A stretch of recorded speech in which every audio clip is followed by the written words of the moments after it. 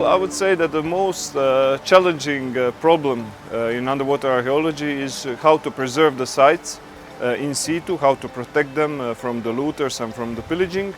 But also one of the most important things is the right way of documentation, and also that considers the right way of visualization of the sites.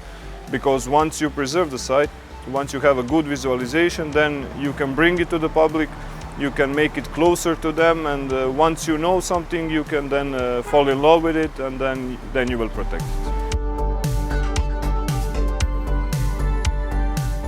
So the most important skills that they will take out from this course are digital skills, particularly because now we have the change, because the world is getting digitized. So the archaeological documentation as well is getting to be digitized more and more and more. So now they will learn how to digitize the underwater cultural heritage and general cultural heritage. But what is very important as well is that they will take over the models of the best practice when it comes to the management of underwater cultural heritage and implementation of the system of protection, which we have in Croatia.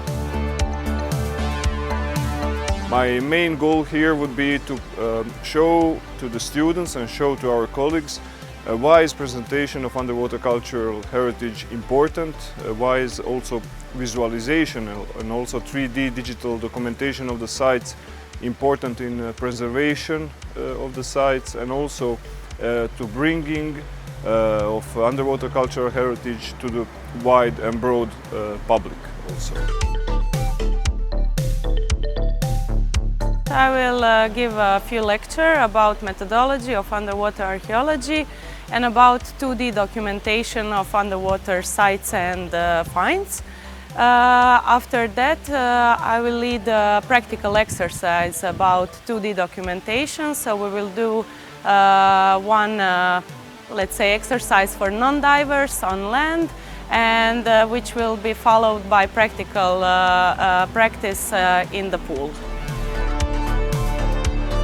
Photogrammetry these days is extremely necessary for archaeological documentation because it allows us to do a number of things, amongst them allowing us to track the progress of excavation, to monitor archaeological sites, among many other things. Furthermore, what the application that's probably more interesting to the wider public, it allows people to view an archaeological site that would otherwise be inaccessible to them. For example, like wrecks that are too deep for non-divers to reach. It's always great to have countries, especially in the Balkans, working together towards a common goal, and but more technically speaking, the experience with photogrammetry will be very useful for everyone, those who have no experience in it and those who have some experience in it. And even those who do have some experience in it, like myself, we've never done it with underwater archaeology, which is a very different perspective, the very different methodology to it. So that'll be very useful.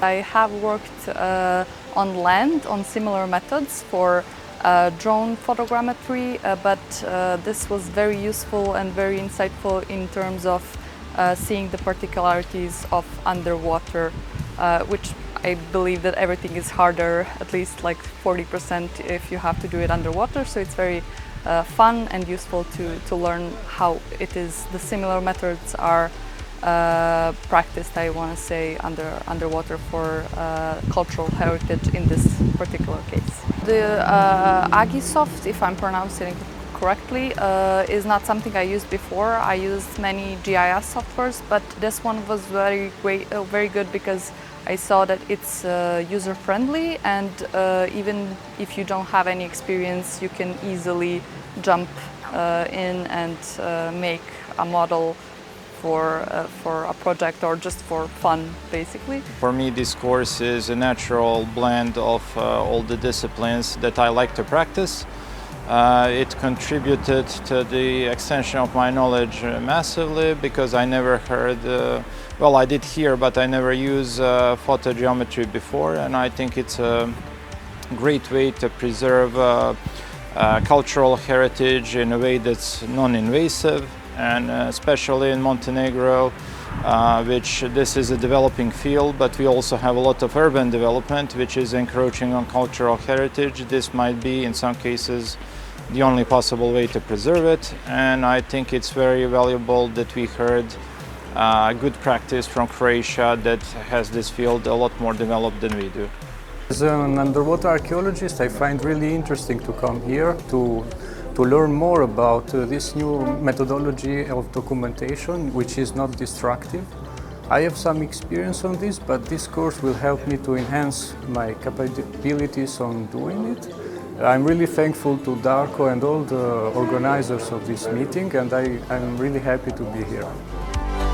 Documentation, digitalization, because we are living in the digitalization area, so why not use these new techniques and preserve cultural heritage?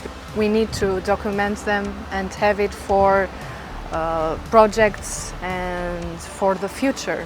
If we don't do something good with them, someone else is going to do it better. I came here on my own to learn more about photogrammetry, even though this course is mainly focused on underwater archaeology and I'm more focused on land archaeology. This really helps me to understand how everything works, starting from softwares to understanding the basic equipment that we need. And I think it's really important for this field because it's really the future of this field that we're working in, and it will help us to save all the documents and save us a lot of time. I am really glad to be able to develop some digital skills, because it is a digital age after all, and I cannot say that my digital skills are great, and we really need to keep up with time. And it is a great privilege to study from people who are as successful as the Croatian team, who have already made international news with their practices, and again, like, they are innovators, they are pushing some innovations here, so they are a great people to learn from. So this is a perfect opportunity for personal and, again, a larger development. The benefits the photogrammetry gives in terms of culture and touristic offers, as I said before, it allows us to preserve cultural heritage in digital form, which by extension also allows us different ways in which we could present this material cultural heritage to the public. We can use it to educate the people on their importance, and we can also use it in the touristic sector as a way to also generate revenue. So you can see how this technology can contribute greatly to these developments in cultural and touristic sectors.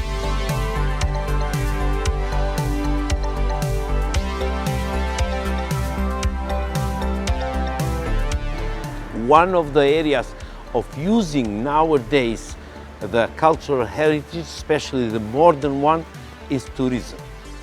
So tourism is one of the areas where the government must focus more on the cultural heritage. It needs a great effort, because first priority is protection, not usage for tourism. So it means that all the government institutions and non-government institutions must work together to make a full inventory, to classify the ship, to enforce the protection, and then to classify how to use for tourism and what will be the procedure to use for tourism in order still to keep the protection.